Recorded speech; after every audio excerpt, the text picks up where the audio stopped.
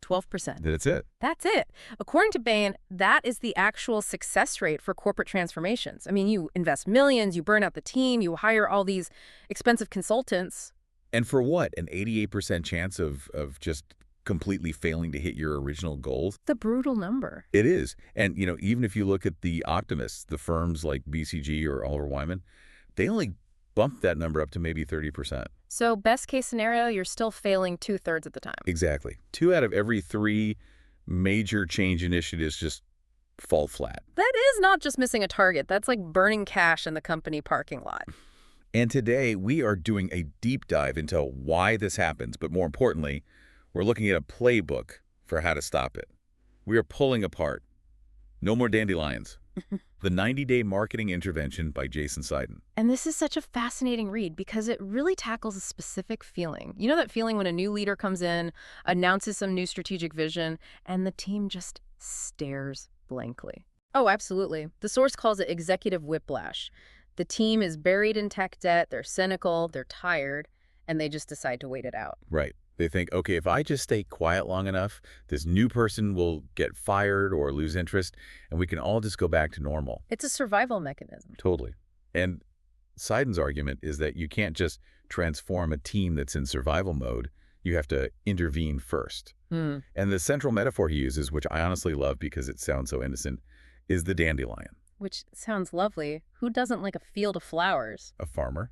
Or, in this case, a CEO. To a CEO who's trying to grow this one sturdy tree that's the unified, strong brand vision, a dandelion is just a weed. Ah, it pops up fast. Looks like success for a day. Yeah, it's bright yellow, but then it just blows away with the first gust of wind. Okay, so let's get into the diagnosis. If we're failing this badly, what are the symptoms? The source lists 3 big ones we have to unpack: dandelions, watermelons, and vapor walls. Let's start with those dandelions. That's the alignment problem, right? Yeah. Right, so picture this. The CEO says, we need to improve our customer onboarding using AI. That's the tree, that's the big singular vision. Okay. But then that order trickles down into the silos. Sales, support, marketing. And everyone just retreats to their own little swim lane. Exactly. And because no one is really incentivized to talk to each other, they just optimize for their specific metric. They want a quick win. And the source gives a perfect example of this. Sales takes that AI mandate and boom, improves customer contact rates by 21%. That sounds like a win. I mean, if I'm the VP of sales, I'm putting that right on a slide. Of course. And support uses it and improves speed to engagement by 33%. Also a win. Marketing uses it to customize their content. Another win. Yeah. Everyone hits their bonus. Okay, so everyone won. Where's the failure? The customer lost. The customer didn't get a better onboarding. What they got was a sales rep aggressively calling them, support rushing to chat with them, and marketing blasting them with content all at the exact same time. Oh, it's a disjointed mess. It's 3 separate dandelions. They look like individual wins on a department spreadsheet, but what they really created was just an overwhelmed, terrible experience for the user. They optimized all the parts, and in doing so, they destroyed the whole. That is a killer insight. That individual optimization can lead to collective failure. Which brings us to the second symptom, and this one is very visual: watermelon metrics. Green on the outside. Red on the inside. I feel like I see this on dashboards all the time. Everything looks green. It's all up and to the right, but the business is actually bleeding. Precisely. And Seiden makes a really crucial point here. Usually, your team isn't lying to you. They're not maliciously cooking the books. They are just reporting on what he calls middle-distance dead zones. Okay, define that. What's a middle distance dead zone? It's a metric that's high-level enough to look impressive to an executive, but it's not deep enough to show any actual business impact. Think booth visits at a trade show. Ah, we had 500 people stop by the booth. Great, but did you sell anything? Or did you just give away 500 free stress balls? The metric is green, the traffic was high, but the actual revenue impact is deep red. There was an e-commerce example in the notes that really stuck out to me on this. The abandoned cart team. Oh, this is a classic watermelon. The marketing team was reporting massive success on their abandoned cart recovery emails. Open rates were up, click-throughs were up, green, green, green. They were high-fiving in the hallways. They looked like heroes. Look at all the people we brought back. But nobody was asking the red question, which was, why are so many people abandoning their carts in the first place? Uh-oh. And it turned out the shopping cart deck was taking 20 seconds to load. It was just timing out. So they were celebrating their ability to chase customers they had effectively locked out of the store. Exactly. The metric was hiding the reality.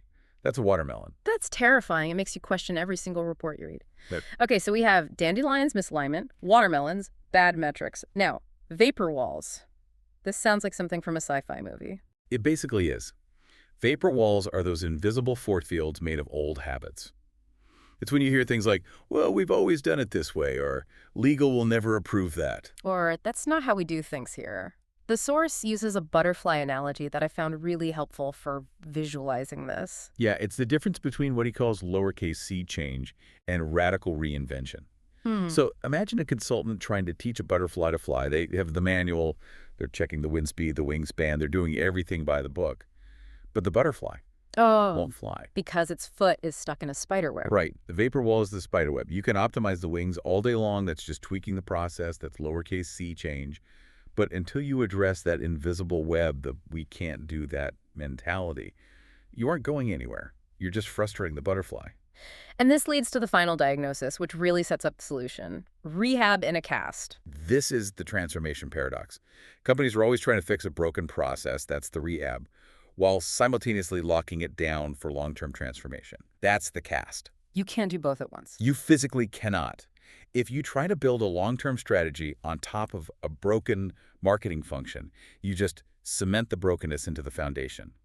You have to break the cast to do the rehab. Okay, so we are drowning in weeds, holding fake fruit, we're stuck in webs, and we're wearing a cast. It sounds hopeless. But this is where the 90-day sprint comes in. And this isn't your standard assess, design, execute corporate timeline, is it? No, not at all. Standard timelines are linear, and they're so slow they can take months just to get to the design phase. This sprint is high velocity and overlapping, and it starts with a pretty controversial figure, the fractional CMO. I wanted to ask about this. Why fractional? Why not just hire a great full-time chief marketing officer and let them fix it? Two reasons: speed and politics. A full-time hire spends their first 90 days just figuring out where the bathroom is and who they shouldn't offend. They're worried about their 401k, their bonus structure, their 5-year plan. They play it safe. They don't want to make enemies on day one. Exactly. Seiden argues a fractional CMO is outcome-focused and risk-blind. They know they are gone in 6 months. They don't care if they upset the VP of sales or question the CEO's pet project. They are there to break the cast. They have political immunity. This term, yeah. Yeah. And 90 days is the Goldilocks zone. It's long enough to get real data and see results, but it's short enough that the CEO doesn't get bored and issue a new edict. Okay, let's walk through the sprint. Phase 1, assess. But this isn't about reading the internal reports, right? No. Reading internal reports just gives you the internal bias. It just tells you what the company thinks is happening. The leader has to mystery shop the company. Before they talk to a single employee, they need to go to Google, go to Reddit, check TikTok, buy the product. Actually buy it. Like, put it on their own credit card. Actually buy it. Try to return it. Call the support line and see how long you stay on hold. You have to feel the pain the customer feels. If you don't feel the pain, you'll just accept all the internal excuses later on. And then you interview the team, but not just the VPs. You skip the middle management layer, at least at first. You talk to the graphic designer, the email coordinator, the people actually touching the work, and you play the why game. You channel your inner 3-year-old. Give me an example of that. Okay, so you ask, why are email open rates down? They say, because customers are overwhelmed. Why? Because we send too much. Why? Because no one owns the master calendar. Boom, you just hit the spider web. Exactly. You just keep asking why until you find the root cause, not the symptom. The symptom is low open rates. The root cause is lack of ownership. So then we move into phase 2, experiment. This is weeks 2 to 8, and it overlaps. And the golden rule here is anti-shiny object. Yes. This is where most marketing teams fail. They think a new tool Salesforce, HubSpot, some fancy AI wrapper is going to fix their broken process. Seiden says, process before tech. If you can't make it work on a whiteboard or a spreadsheet, software will just automate your incompetence. Ouch. Automate your incompetence. That should be on a poster in every boardroom. It's so true. The rule is prove the process manually. Only then do you buy the tool. And instead of writing these massive policy manuals, you just set thou shalt nots. So just boundaries. Just boundaries. Don't break the law. Don't leak customer data. Inside those boundaries, go, run, experiment, and if it fails, kill it immediately. Because it's a sprint, there's no shame in failure. It's just data. Then phase 3, stabilize, weeks 4 to 10. This is where we bring the other departments back into the fold. Right. Now you treat technology as an amplifier because the process actually works, and you invite sales and product into the room to ask the dangerous questions. I love dangerous questions. And the source material has 2 case studies that really show why this matters. Let's look at the PPC albatross. Okay, this is a classic detective story. Marketing was reporting that their cost of customer acquisition, their CAC for pay-per-click ads, was fine, green light. But the revenue operations team, the people who track the actual money, said the cost was 20 times higher than the customer's lifetime value. Wait, 20 times? That's not a rounding error. That means for every dollar they made, they spent 20 to get it. How did marketing not see that? They were measuring a lead, not a customer. But here's the twist. The reason they were spending so much wasn't because of bad ads. It was the product team. The product team, how is that their fault? Every time the product team was late with a launch, panic would set in. Management would scream, "We need traffic. We need to show growth." So they would just dump money into ads to goose the numbers. So they were using the marketing budget to cover up for operational delays. Exactly. The fix wasn't better ad copy. It was fixing the product launch calendar. They cut ad spend by 40% overnight, stopped using ads as a Band-Aid, and revenue didn't drop a cent. That is the power of looking outside the silo. The second case study is even crazier. Customer marketing lost the plot. This one is a horror story for your inbox. Marketing was saying everything was great, but customers were leaving. Churn was high. And the reason? Well, they looked at the data and found that some customers were receiving 45 emails a week. 45. If my own mother sent me 45 emails a week, I would block her. How does that even happen?